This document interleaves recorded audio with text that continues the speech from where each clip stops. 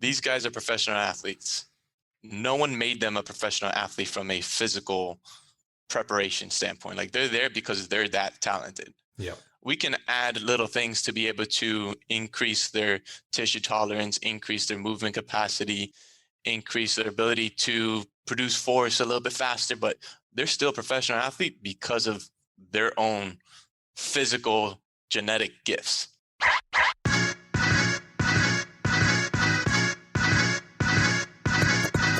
Hello and welcome to the Physical Preparation Podcast. I'm your host, Mike Robertson, and I'll be joined on the line later today by Dr. Stefan Valdes of the Movement Lab in Miami, Florida. Now, before we jump into this week's episode, I want to give you a quick recap of the week that was, give you a little insight as to what's new in my neck of the woods, so let's jump right in. So first and foremost, it's been pretty fun here lately. Normally, this is a very dead period for me when it comes to coaching. There's been a lot of coaching going on the last week or two. It's been really fun. So normally I don't have any of my basketball guys. I got one or two of those guys around for a short period of time. It's been great seeing them, great catching up with them. Got a handful of my college people back, which I love this time of year because of that. I love the fact that they come home, they come in the gym. It's just part of their routine when they come home is to come into IFAST. So that makes me feel great. Love seeing them. I got my guy G back. That means a lot to me. I absolutely love G. It's been so fun to watch his transformation from professional football player to now professional rugby player. The physical transformation is nothing short of jaw-dropping. I mean, this guy looks fantastic. So it's been great to have all of them in. And coaching is so, I don't want to use the word therapeutic. That may not be the right word, but it's so mentally stimulating for me. And that's why, I really believe I'm going to coach for as long as I physically can, because I have so many great ideas. It's constantly getting me to think and challenge what I'm doing on the gym floor. So just love coaching, love having them in. So that's been going great. Don't know if you've noticed, but there's a lot of content coming your way right now. So I brought my guy Paul Rutan on to help me just basically, I don't want to say spam social media because that's not what I'm trying to do, but I'm really trying to create and generate more video content. So my goal is each and every day on Instagram, on the YouTubes, I'm putting out some form of video content. And sometimes it's just exercise demos. Sometimes it's what I call talking head videos, where it's me just riffing on program design or something that I'm seeing or thinking about. And then there's other ones, I kind of think of it as a how I see it type post. So like, hey, here's something I'm seeing in the gym, and then here's how I coach it or cue it. So really trying to create just a very practical approach to, video content and making sure it's practical for you to use as a trainer, a coach, or a rehab professional. So the video stuff's rolling, podcast is rolling. If you follow me on Instagram, I've been trying to show the growth that's happened in the show. And I wish I could put my finger on, this is what's changed. I'm not totally sure what's changed, but I can tell you our downloads over the last couple months have continuously grown. Like, we broke through that 30K download in a month barrier, which was huge for me. And it's just great to see the podcast growing almost each and every week right now. So got tons more great people lined up to interview. I hope you continue to enjoy the show and that it continues to provide value for you. So podcast is rolling.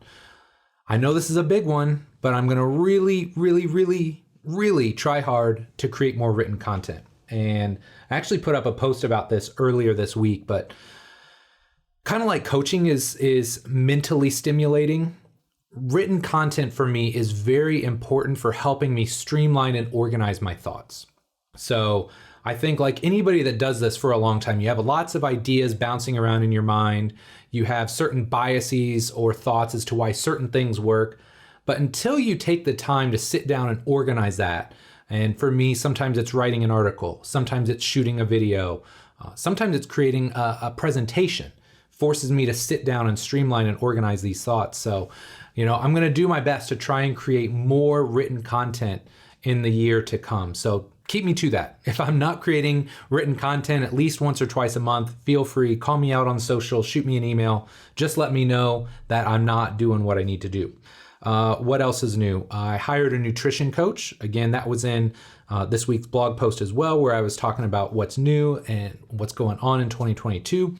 Not that I think I'm woefully out of shape, overweight, whatever, but man, sometimes you just look at yourself and you're like, man, I can do a little bit better. I could tighten things up as far as my nutrition goes. And really, this is just like a theme for me in 2022. I really want to elevate myself in all aspects from a physical perspective. So I want to make sure I'm getting the right amount of sleep. I'm training hard enough. I'm fueling my body appropriately. So I want to make sure the physical stuff's dialed in. I want to make sure the business stuff is dialed in. That's why I'm so focused on, hey, look, I'm bringing in other people to help me with this content because I've realized, some, 15 years into being a business owner, like I just can't do it all by myself. So I'm really going to go back to this drawing board, try and outsource, find the right people. I've obviously got great people to help me with the podcast. Now I got Paul with the video stuff. So trying to surround myself with other people that can help me elevate my game. So I'm excited to work with Trevor, who's my nutrition coach, and just kind of see where that takes me. And, if I can just kind of summarize this, it's just, man, I'm really fired up for 2022. I feel like the last 2 years have been kind of strung out, for lack of a better term. I feel like all of us have kind of just gotten through it. Some people have thrived, but I would say most of us have either taken a couple steps backwards or just done our best to maintain and hang on, and rightfully so. Like, it's been a long 1.5 2 years. But I think that's why I'm so fired up for this year. Like, on all aspects of my life, I'm looking to level up. And, with regards to you, like, that's part of this too. I feel like the more I can level myself up as a trainer, as a coach, as a communicator, then I'm going to pass that on to you, because that's what this game is all about. It's trying to help everybody get a little bit better and improve themselves year to year. So that's where I'm at, man. Hopefully I didn't ramble too much. We're going to take a quick break, and then we're going to jump into this awesome episode with my guy, Dr. Stefan Valdes. It seems like almost every day I talk to trainers and coaches who are frustrated. Maybe they're frustrated with the results they're getting. Maybe they're frustrated because they don't have trusted resources to learn from. And maybe they're frustrated because they simply don't have enough clients and wonder how long they'll be able to stay in this industry. So if this sounds anything like you, I've got something that I know will help. My Complete Coach certification was created for trainers and coaches just like you, who are serious about the results they get and know that becoming a better coach can directly translate to a bigger bottom line.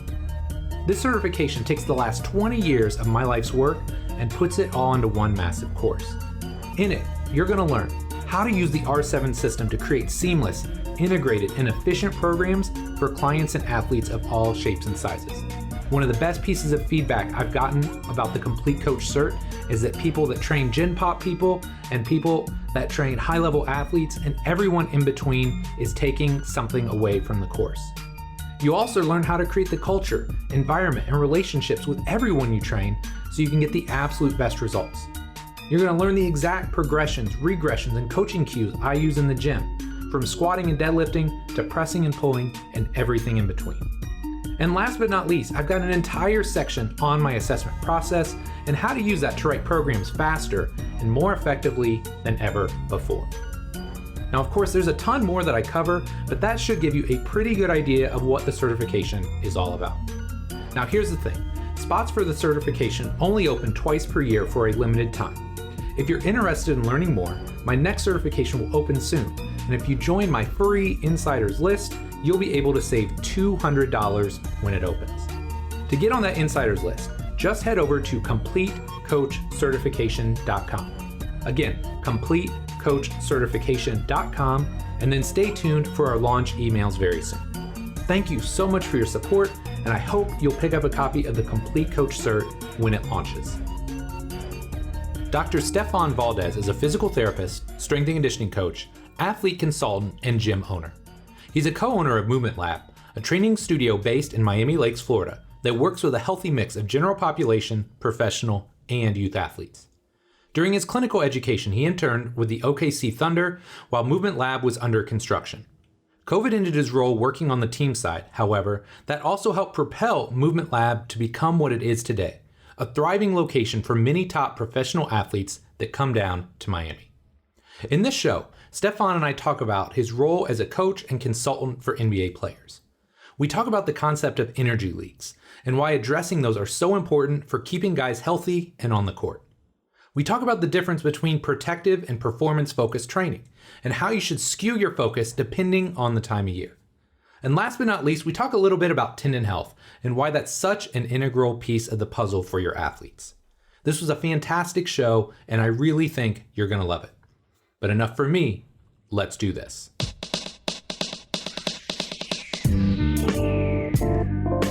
Stefan, thanks so much for coming on the show here today. Really excited to chat with you. Could you start by just telling us a little bit about yourself? Well, first of all, thank you for having me. It's definitely a pleasure being on here with you, as I've listened to your podcast many times. So for me, being a guest is really cool. So a little bit about me. I graduated University of Florida, where I was first started out as a video intern, and then I graduated with kinesiology degree, and I was a strength conditioning intern over there. And then I went on to the private sector to go into strength conditioning as well, like in terms of training, and finishing my degree in physical therapy school at the University of Miami. And then now I currently am a athlete consultant, also work with athletes in physical therapy and strength conditioning. Some nice little hybrid between that. That's awesome, man. That's awesome. So talk to me, what led you to the world of like physical preparation, working out? Like what got you interested in all this? So initially was back in high school, I'd say. I was really intrigued by the, what is that they put on Sports Center, like the sports science segment that they would put? Yeah.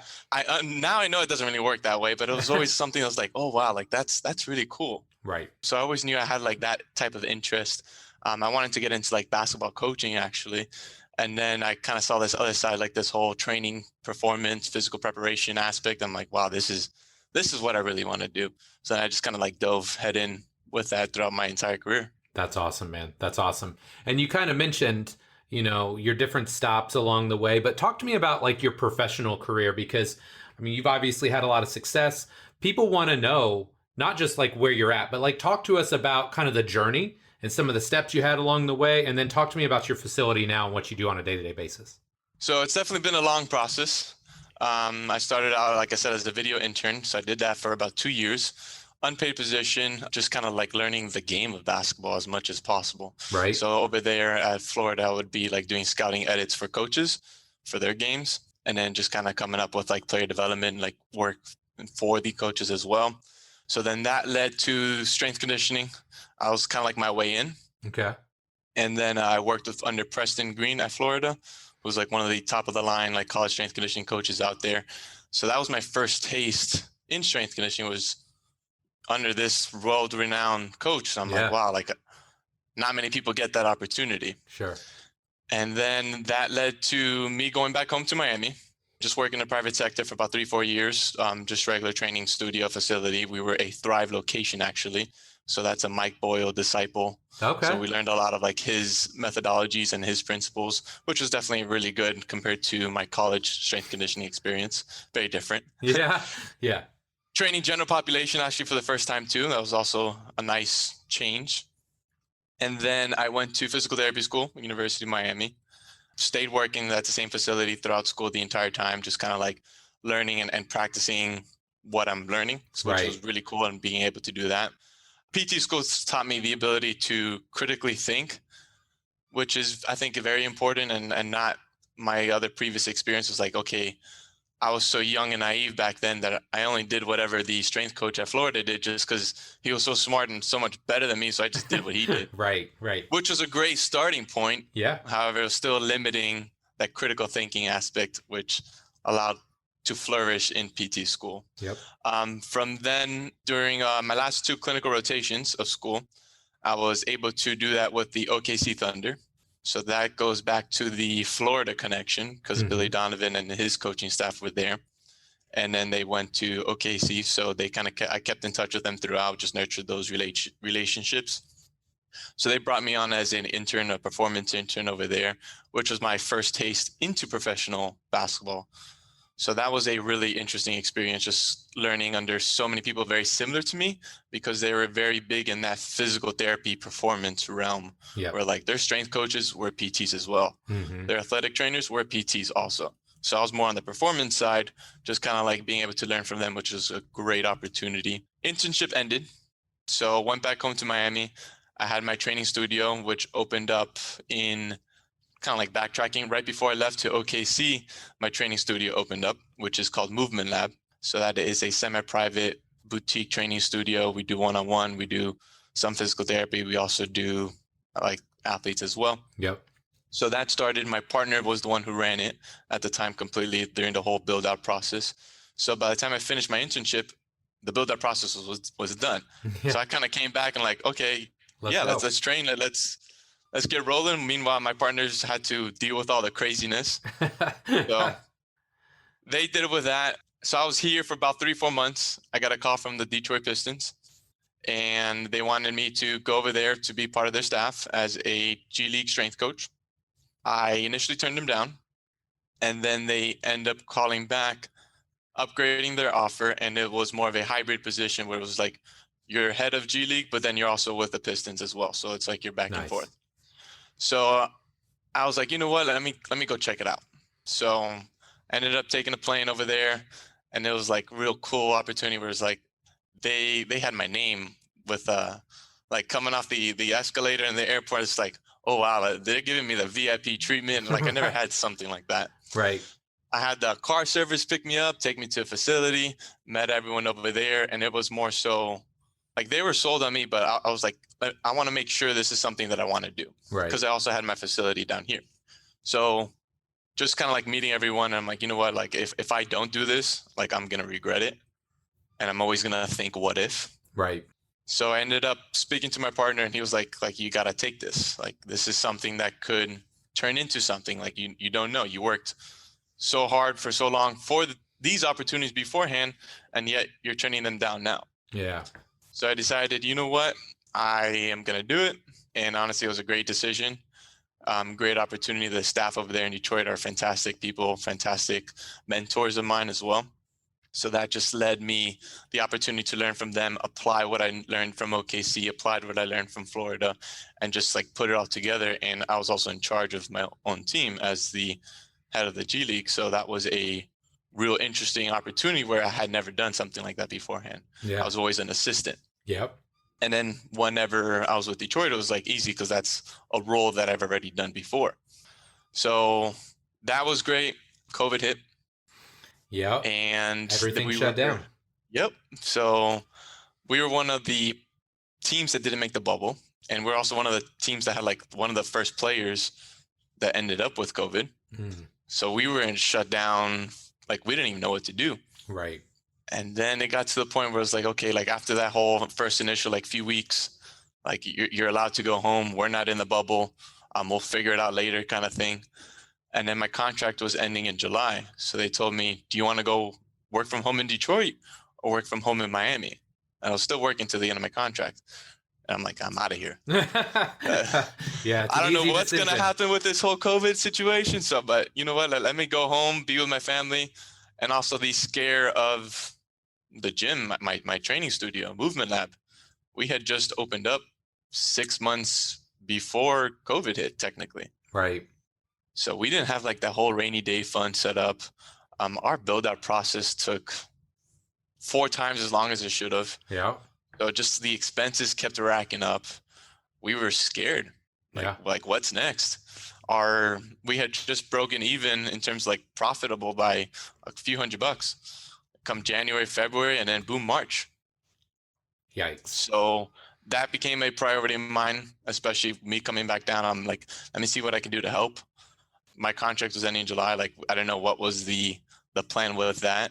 Once it came to the end of my contract, they were like, okay, we don't know what's next either. So just kind of stand by.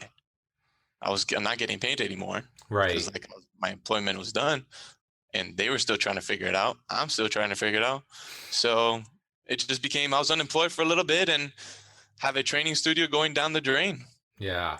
Until we kind of figured it out through the time and stayed consistent, stayed passionate as we have always been. And we made it out of it, and we made out of it thriving. That's awesome, man. That's awesome. So I would love to talk more just about that space and about how that's kind of grown, because you've obviously got a great thing going in Miami, especially in the fact that, like, look, a lot of guys are probably way more excited to go to Miami in the off season than they are Indianapolis or Detroit.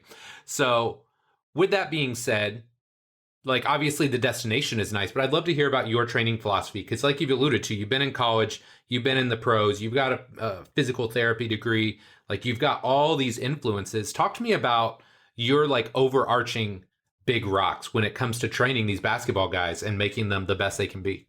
So we try to meet these guys where they're at. Like one, what are they trying to accomplish this offseason? What are their goals? Because getting them being part of like the program design is huge from a buy-in standpoint. These guys are not going to, like, you're not going to tell these guys do this and they're just going to do it. Right. I mean, sometimes they might, but at least in my experience, not very often. That's not necessarily the case. So just meeting them where they're at, what they're trying to accomplish, having the understanding that these guys are professional athletes. No one made them a professional athlete from a physical preparation standpoint. Like they're there because they're that talented. Yeah. We can add little things to be able to increase their tissue tolerance, increase their movement capacity, increase their ability to produce force a little bit faster, but they're still a professional athlete because of their own physical genetic gifts. Yep. So having that understanding, like we're not changing how they shoot, we're not changing certain things, like we're just trying to add to what they need, what is the lowest hanging fruit. So from a training standpoint, when we start with our assessment, which includes a needs analysis, we go from a global assessment, kind of like a little SFMA hybrid. Yep. So we look at squat, lunge, multi-segmental flexion, extension, rotation, all those things, and then just break it down locally to each joint. Yep. So is the joint limited because of a mobility issue of the joint? Is it a tissue extensibility issue? Is it a stability issue, motor control? So we call it ourselves as dysfunctions, but we don't obviously tell them that. Yep. Because that language can kind of be taken out of context. Yep. So we may take mental notes of those, and then we try to come up with a movement preparation routine for them that's specific to them. That's kind of like a little corrective routine. Yep. However, we're not doing correctives the entire session. Sure. We need to know where its place is, which is like a 10, 15-minute prep routine to be able to actually lift, actually load their tendons, get stronger. A lot of these guys don't necessarily lift as they need to, as they should. Yeah. Because they don't want to change their shot. They don't want to do this. Like, and they're hoopers. Like they enjoy that. Like lifting to them sometimes is not necessarily the thing. Right. So from a training standpoint, that we just kind of like, each person's different, and then we come up with a program based on them, based on what they need, and then also talking to their teams. So one thing that's helped me a lot is I was in a team position beforehand. So those team staff feel comfortable, hey, this is what we think. What do you think? And it's going like back and forth, figuring out a camaraderie, like collaborative effort, because we're stronger in numbers. Yeah. I don't have the answers. They may have the answers too, or not, but right. Together we can figure it out. Yep. So it's all about like figuring it out for each athlete as everyone's different and just coming up with like a training plan for that off season. I love that. Yeah. I don't like the term dysfunction. I'm sure I used it in the past as well, but again, like you said, there's a negative connotation there, but I think something along the lines of like energy leaks or something like that, where like, hey, this is something we can clean up, and you turn it into a positive, right? Like, hey, if we clean this up, maybe we'll get your knee feeling better, or we'll help you, with your first step just a little bit. Like trying to spin it from a negative to a positive works way better than talking about the 20 dysfunctions that they have every time they move, Yeah. There's nothing, what is functional, honestly? Right. Oh, I know. Like, yeah. There's nothing that's perfect. These guys are where they're at because of their skill and because of their genetics. Yeah. You bring up another great point too, in the sense that like we're all support staff, right? We're not skill development coaches. We're not a head coach. We're there to support the athlete. And I think that's such a great point that a lot of us miss out on, especially when we're young, right?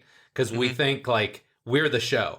We can help them get bigger, faster, stronger. And as you know, especially the higher levels you go to, like these people have all of the genetic gifts, all of the tools. We're just there to try and maybe put a little icing on the cake and hopefully make sure that they don't. Again, injury prevention is a myth, but the whole idea of reducing the likelihood of injury is really important to those guys. Certainly. So one of the most difficult pieces, and I know you know this too, when it comes to the off season is programming and being able to blend speed, strength, power, conditioning, and like you alluded to, the tissue adaptations that are necessary for them to be successful over an 80, 90, 100 game season. So with that being said, what are some of your thoughts on touching all these bases in training? So we start off with like a work capacity phase, a GPP, just focusing on that tissue tolerance. Yep. Because I think, in my opinion, a lot of these guys do not necessarily load adequately off season and in season. Yep. So that's going to establish that foundation, that baseline. Like a lot of these guys are, especially talking about the professional level, they're already powerful, they're already fast, they're already explosive. So we're not necessarily need to touch those so much as you would in like a high school or a college athlete, which you would be able to focus on those aspects a little bit more. Once we transition from a work capacity, then it's more so, okay, what are their needs, or do they need to gain more muscle mass? Then we focus on that. Is it more so strength? Then we focus on that. So it's more so like focusing, say if it's speed, we still focus on that too. Yeah. At the end, we transition to more like sports-specific, explosive type training. I like the flywheel. We utilize the exerfly, and that's been definitely a nice big component for us to be able to train that fast, eccentric component, which is great also from an explosive standpoint and getting those tendons to be able to absorb force fast. Yeah. No, and then to be able to reproduce it. No, that's exactly. No, that's beautiful. And number one, it reminds me, I don't know if you know Chris Chase with the Memphis Grizzlies, but we did a whole podcast and I think we name dropped Exerfly about 8 times. So I know he's a big fan of them too. I think they should send you one then. Right. They need to send me one, man. I'll take a sponsorship. But the great point you make there, and this is something that I talked about, I don't know how long ago it was, but with a guy named Dr. Keith Barr, he talks about the difference between protective training and performance training. And this is a weird thing for a lot of people to think about because a lot of coaches think of ourselves as performance coaches, right? Bigger, faster, stronger. And the coin is kind of flipped with these high level athletes. They need more of that protective training. So like you alluded to, we got to load them. They need a GPP phase. You got to prep the tendons and some of these other soft tissues that maybe aren't as sexy, but are incredibly important for keeping these guys healthy. Yeah. You definitely have to at least converse with the athletes on like, okay, this is to be able to mitigate these risks of these injuries, to be able to get you playing longer at a higher level too. So that way they do what you want, and then eventually you kind of do what they want from a training standpoint. You focus on this, you do the sexy stuff, you have fun with it, which is what they kind of want to do. So it's like a give and take kind of situation with them. Yeah. Well, and I think one thing that a lot of people don't fully grasp either is just how intense the game is, right? Now, granted, I'm a little bit older, but I remember playing on like a Friday, playing 25 minutes in a high school game, and then coming back and being really sore and having to do it the next day. And that's high school, right? Like our outputs are so low. Now imagine going and doing that 4 out of 5 nights while traveling, while not getting enough rest. Like the demands on these guys is just off the charts. It's absurd. It is. It is. Okay, so I realize this is going to be a difficult question, but I really want to hear your thoughts on this. What are some of the biggest weaknesses that you're seeing in the guys that you train, and how are you going about addressing them? Weaknesses. So I say definitely a tendon aspect. So I deal with a lot of tendon injuries and tendonitis. So not enough load to the tendon and too much plyometric jumping activity, especially real soon in the off season. Yep. So we try to like limit that towards later on, like give the cord a little break, and especially in the beginning, to be able to get those adaptations that we need. So I say that's definitely big. And then like also the typical movement patterns that we see in when it comes to basketball, it's like significant limited ankle mobility. Hip extensions are always a big thing for these guys. Thoracolumbar hypertrophy is always a big thing as well, because they got to get low and play defense and dribble. So always like bending and that flexing in that specific area, which ends up getting like hypertrophy to an excessive point where they do get these muscular back spasms and issues like that. Yep. So just addressing those issues, but then still the main goal is preparation. Yeah. So focusing on the physical preparation for these guys to be able to endure this long season coming up. Yeah. Talk to me a little bit more about tendon health, Because I know that's something you're like really excited about. You've worked with a lot of guys on this. Like, what are some of your big rocks there with regards to rebuilding tendons? Because again, remember like the old school was like, oh, you got to stretch it and ice it and all this stuff. Like, what's your approach to tendon health? Because that's such a fascinating area. So we do a nice variety of things for tendons. Yep. So isometrics are always a big thing, especially now. Like Keith Barr has pushed out a lot of information when it comes to isometrics. However, we're transitioning more towards like heavy, slow resistance training. Okay. So Jared Anflick out of London is a tendon expert as well. So we utilize him. He consults with a lot of NBA teams. So what he does is he comes in and like ultrasounds the tendon to be able to determine if it's type 1, 2, 3, and 4 collagen. The more type 1 collagen, the stronger, the more resilient the tendon is. And then let's say type 4 would be more of like the degenerative tendon. However, now research shows that those degenerative portions of the tendon can heal and can improve and can become more type 3 and then type 2 and then type 1. So we're able to utilize that baseline testing and then implementing a heavy slow resistance training, heavy isometrics, short duration as well, and long duration. And then to be able to see that change, one in how the player feels, how they're moving, and then also from a scan standpoint where it's like we're showing them the improvement of the actual tendon quality. That's cool. And not just saying like this person's getting better. Yeah. No, okay, that's fascinating because yeah, so he's been really good with us. Like he's been very helpful. I got to check him out because I've not heard of him. But like that's so fascinating in the sense that like so many of these things is subjective, right? Like a lot of what we do, unfortunately, is subjective. Like, oh, I feel better, I'm moving better, and that's important. But anytime you can add objective stuff on top that's actually valuable, I think it just adds even more buy-in. So that's cool. I like that. How's his last name? Ant, so like A-N-T, and then F-L-I-C-K. All right, man. I'm going to check him out for sure. He's the man. Okay. All right. So one final question before we go, because you have this diverse background. You've been in both private and team settings. What are some of the biggest differences between the two? I'd say team setting is always more challenging. Yep.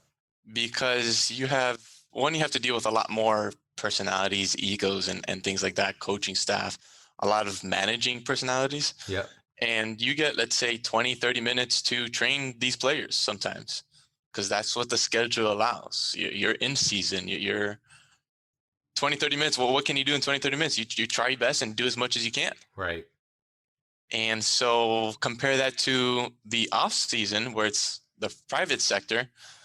I have sometimes these guys are here for 2 hours and I can't get them to leave because they're just having a good time talking nonsense. Yeah. So it's complete different flip where it's like you want to get these guys to stay longer in the team setting, and the private setting is like, okay, we're done. Like we've been done. Like I got another person coming in. You gotta go. Yeah. And then also from like a buy-in standpoint, like for some reason, a lot of players have this negative connotation. Like, okay, you're on a team staff. Like you're not for me kind of thing. Yep. I don't know how that came about, but that's not necessarily the case. So the team staff has to deal with that issue. Yep. Even though they still want what's best for the player's perception, like that's not always the case. Yeah. Versus me on the private side, they're the ones who pay me. So therefore it's a direct relationship. It's like, okay, like I trust you. I trust you more. Yes. Yeah. It's so unique in that sense. Like, I just always think about like, well, first off, you hit the nail on the head. When they're paying you directly and they're coming to you on their own free will, there's a certain level of buy-in and trust right off the bat, right? But I don't have your experience in basketball, but I definitely had it in soccer where I was working with some of the top guys in MLS. And then as a team, I was working with the Indy 11. So it's a division below, right? Mm-hmm. So these guys that are at a higher level are paying me in their off season to come work with me. And I can't get the guys at the lower level to come because I'm the team guy. Yeah. You know, it's like such a weird relationship like that. But I don't know. Like, that's why I prefer private sector, because I know the guys that are with me want to be there and they're going to give me their best effort. Yeah, definitely. And even like what you'd alluded to right now, it's like you could be on a team staff and you have these 15 players. Let's say this one player is a pain in the ass. Yeah. You're still stuck with him. Yeah. You still have to figure out a way to get him to train and and do what's needed for the team's benefit. Yep. If I have a player who's a pain in the ass and doesn't want to lift, okay, goodbye. Like, that's totally fine. Like, I don't need to train you. Right. Right. So it's much easier to be able to train in the private sector where it's like, I can pick and choose my clientele who want to train with me versus they're forced to train with me. Yes. Yeah. It's a lot easier. It just starts the relationship off on the wrong foot. Mm-hmm. I feel like, right? And it's unfortunate. It is. It doesn't have to be that way. It is, especially when you think about the fact that they're going to be with their team 8 or 9 months out of the year. So it benefits everybody to have a strong relationship with your staff or with your club. So yeah. So my role as a consultant now for these athletes is, one, giving them a voice when it comes to anything medical and performance, because I speak the language of the team and not necessarily the athlete does. Yep. So I'm kind of like that second opinion, or let's say we need to bring in a physician for the second opinion. I also provide that, and then also help build that trusting relationship between the player and the team. I like that a lot.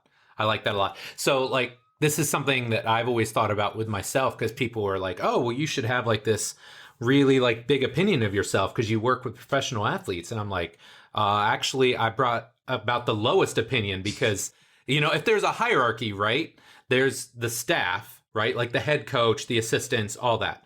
Then there's like the performance staff who's, we all know, like, those are support staff. They support the coaches. And then if you're in the private sector, you're like the support staff of the support staff. Exactly. So like your third tier, it doesn't mean you don't have an important role. It's just like, be conscious of who you are and your kind of your role in all of this. You know what I mean? Yeah, definitely egos have to be put aside for the betterment of the player to be able to get what it's needed during the season.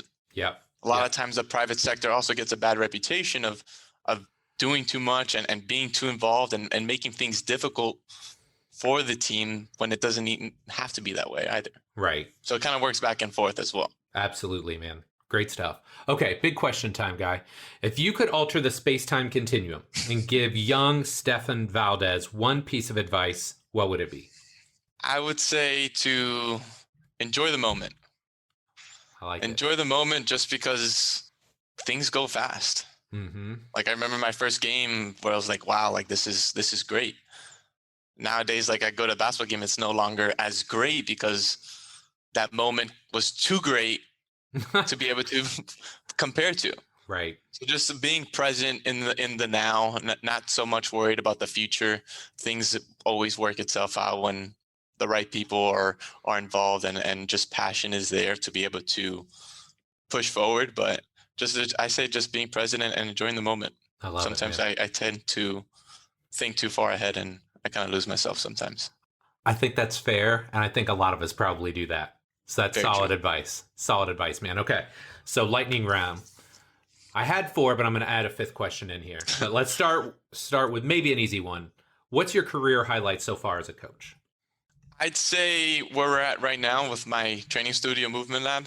Yep. Going from 70% loss of revenue to 300% from where we were like right before COVID. Wow. To the point where we're now moving into a bigger facility because we ran out of space.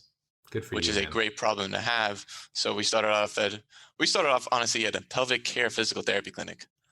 Wow. Where I just laid down mats. Yeah. And it was a terrible experience. The person didn't even trust me with a key or anything. I had to sometimes get the cleaning lady to be able to let me in and my clients.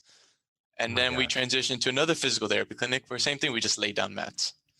And then while our place was getting built out next door, we finally moved over. So this was like about almost a year of training with plastic mats that I would just throw down that I bought from Sports Authority at the time. Yeah. And then now we were in a training studio, 1,000 square feet. It was primarily general population and it was doing well. It was doing solid. It was able to maintain my partner at the time. And then now once I came back down, like the professional athlete kind of just exploded where a lot of guys just kept coming down. Miami's not a bad place to be. Right. And then we outgrew it. 1,000 square feet can go by real fast. So yeah, you have 6 people in there, especially if they're really tall, like you ran out of space real fast. Yes, that's one thing most people don't understand. Just the sheer space that a 6'6", 6'8", 6'10" human being takes up is more so than your 5'3" Gen Pop client. Yeah. So, okay, number 2. Talk to me about Brandon Knight. That guy's killing it, man. Brandon Knight's my guy. Love seeing that. He's great. He was the first guy that came down because he was in Detroit with me at the time as well. Yeah. So he was rehabbing in Detroit and I was already down in Miami. So the Pistons kind of like, oh, we already have a guy there anyway, so just go work with him.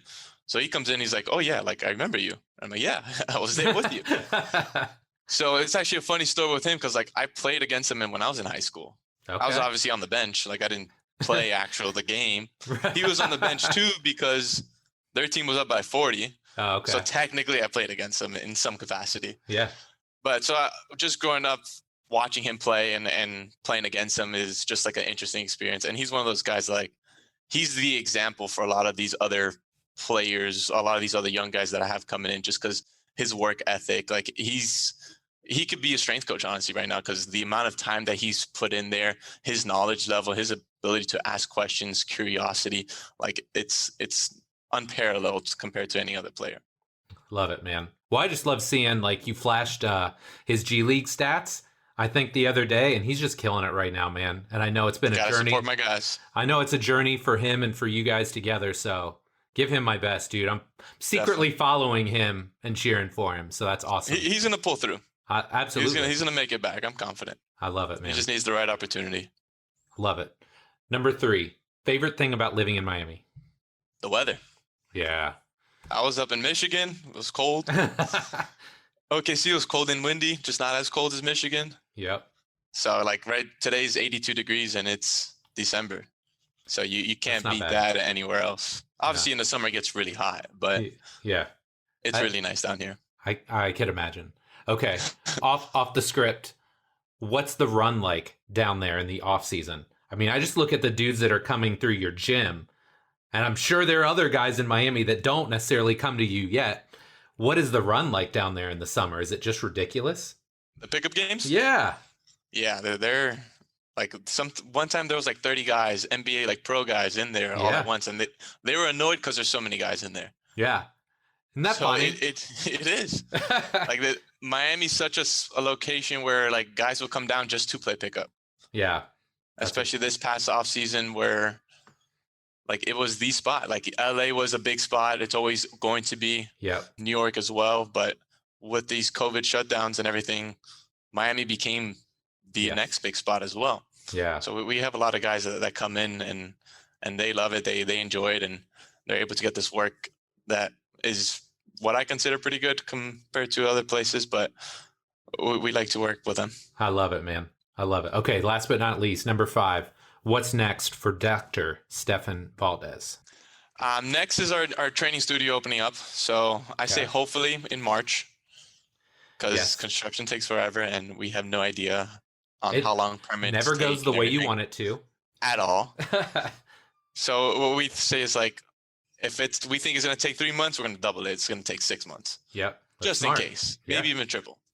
So hopefully in March, that'll be just in time for the next offseason, NBA-wise. It'll be mid-offseason come NFL, so they won't get to enjoy it as much as the basketball players. But we'll have about 3,200 square feet in the new spot. So we'll have showers, 2 showers in there. We'll have 2 offices. We'll have a physical therapy clinic, like full physical therapy clinic as well. And then the open access gym area to be able to train our one-on-one clients, semi-private clients, and then our athletes as well. Dude, that's going to be so fire, man. I can't wait to see that all done and being repped on the gram, dude. You guys are killing it down there. Appreciate it. We got a good marketing team that they help out with us too. Yeah, that's what I need.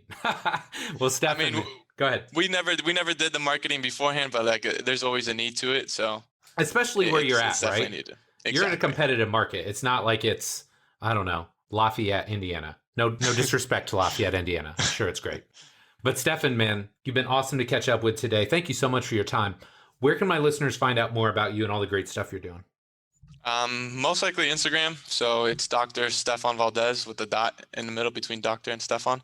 And then our Movement Lab training studio. So it's at Movement Lab Training as well. So we mainly post more on the training studio page. I currently do not put too much. I kind of start and then I always fall off.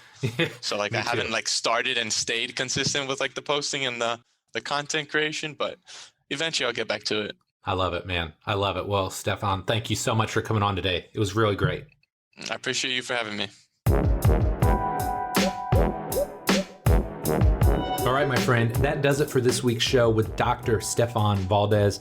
Really hope you enjoyed it. He's a great guy. I've loved getting to know him over the past year or so, and really excited about what they're building down in Miami. There's a little bit of FOMO on my part, living in Indianapolis and knowing what they're doing down there, but kudos to them.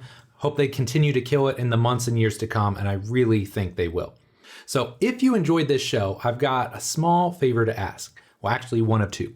One, if you're not already subscribed to the show, go and do that right now.